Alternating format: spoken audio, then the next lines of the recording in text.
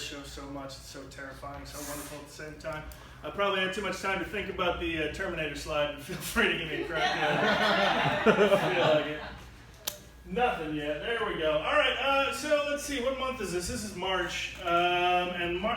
January and February have been two of the happiest months of my life, which if you know me for any length of time, that's saying something, because I've been through some shit.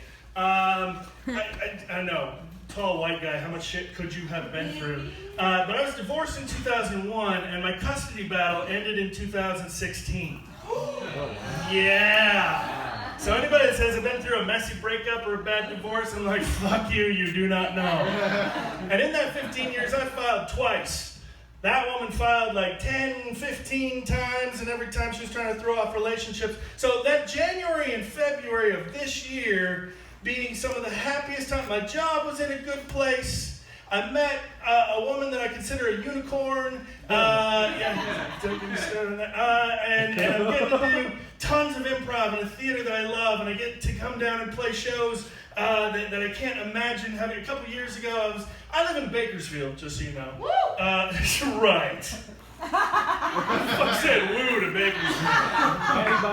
Give that up. Who said woo to Bakersfield? Nobody's going to do it. Woof. Yeah, okay, that's an exhausted exhale. I'm good with that. But to come down and play in LA, I'd commute an hour 40 to 2 hours to get here. And my car blew up last week.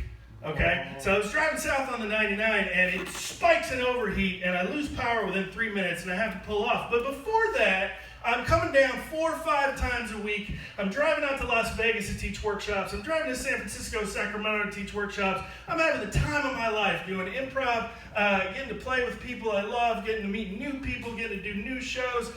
Played a show with Jason a couple weeks ago, the Fucktown Pizza Jam. Make sure you come to that. Played Sketchy Improv a couple weeks before that. Just having the time of my life. And then fucking March hit.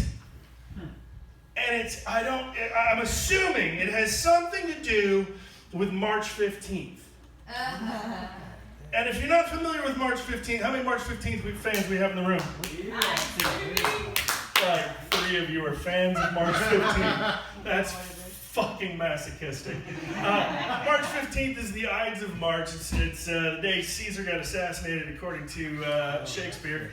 And it just seems like that's the time of this year that my life got assassinated.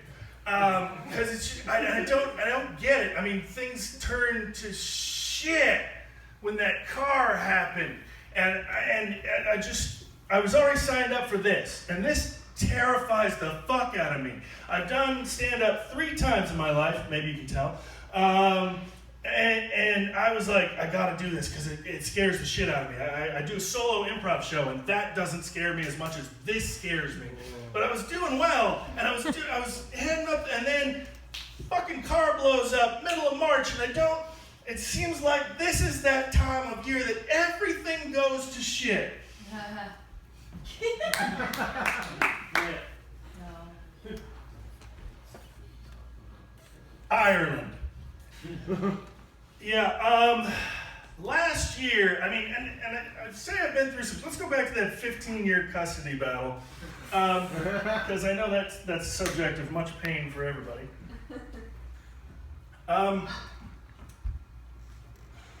There was a case where my kids didn't get on a plane to come see me for Christmas break, and it was pretty fucked up, and so I sued. That was the second time that I sued. And they came down, and my ex-wife got my child support reviewed, so I got bumped up, and it created arrears, okay? Eventually I'm gonna get to the airplane food, I promise you. And those arrears, one of the things you may not know about child support arrears is that the federal government will hold your passport if you have arrears in child support. Now, I paid my child support religiously up to this point, and I had already booked a show and a workshop at Improv Fest Ireland. And then these arrears hit to the tune of $3,000. And so I'm like, and I didn't know they'd hold your passport for that. So I figure out a payment plan, and trust me, Kern County Child Support Services, they will fuck up, you know? They will fuck up anything and everything they can. I mean, I come up with contingency plans. There's a guy in the office who knows me by name, and his name is Ike Duran. Hi, Ike. And when I call him, he knows something has hit the fan, and he basically goes, what do we do now? So I have contingency plans, and I ask him, okay, when you guys fuck this shit up, what am I going to do about it? So we work out a payment plan for me to get my arrears caught up before I get my passport to fly to Ireland. And I go, okay, so when you fuck this up, what am I going to do? And he's like, we're not going to fuck this up. I promise we're not. I promise we're not going to fuck this up. So I have it worked out that I'll get it paid off on October 1st. I'm supposed to fly November 5th. Get it paid off, turn around, they've added another fucking month's arrears to my child support. So I know that another $800, which means I can get the thing paid off on November 1st. I'm supposed to fly on November 5th. And I don't have a passport yet. So how are you going to fuck this up? We're not going to fuck this up. So I get it paid off on the 1st. The passport's supposedly been released so I can pick it up at Los Angeles Federal Passport Office, which is over in, it's on Wilshire, over in the Westwood area, if you've ever been over there. And I stand in line, and they're like, we don't have it. What do you mean you don't have it? And we go through this ordeal. Apparently my passport's in Tucson. And I'm like, I can't. And they're like, well, we'll process you a new one. This is November 4th. I'm supposed to fly on November 5th. We'll process you a new one. You'll have it by 3 o'clock end of day. We go to lunch. We come back from lunch, and the woman who promised us it would be there by the end of the day has gone home. And there's a new person who does not want to fucking help me and does not care. So, she goes, okay, come back and talk to us at 2. They close at 3. Keep this in mind. So we go out and wait, and I'm like, I know. Oh, I forgot the part where the woman who works passport services flipped me off. That was fun. Because we had to go file a new application. We got pictures taken. As we come out of the picture application, she's sitting on her break, and this woman's been a total bitch to me. And she's talking to a friend as we walk by, and she's like, yeah, if somebody hadn't been rude at my window. And I'm like, really? You were the one who instigated it. She actually flips me off.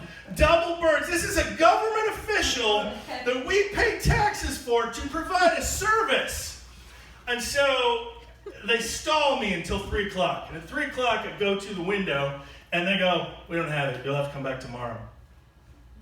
Long story short, I get the passport on like Monday of the following week, and the festival organizer books me a flight on Ethiopian Air. Which sounds like it would be super fucked up. And there's a great premise in there that I don't have time to develop. But they've got 9 seats to a row, Dublin is their hub, and the plane is 3/4 of the way empty. So there is nobody else in my row.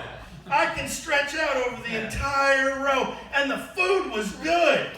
And I was like, would not have believed Ethiopian Air was such a great deal. So book Ethiopian Air. That has been my commercial for Ethiopian Air, and I did not forget to talk about the food. Did that count as the light, Jason? You want me to end on this? Rob, give him that other slide. There it is. There it is. All right. So it seems like way too much. This better be good. If the Terminator was going to go back in time, seems like there's better points to intercept history than some nameless woman with her nameless kid who might grow up to be leader of the revolution. What if John Connor's a liar? What if he's not really the leader of the... What if he's just some bullshit artist who's like, yeah, my mom's this back in... If I was fucking Skynet, I would pick, and I could be Skynet, I would pick points in American history where I might actually be able to divert the flow of history. Yeah.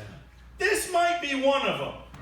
My curiosity here is which side the Terminator would take. I mean, think about it. If you're the Terminator and you're going back to 1954 in the deep American South to try and derail the segregation of American schools, which side do you shoot up?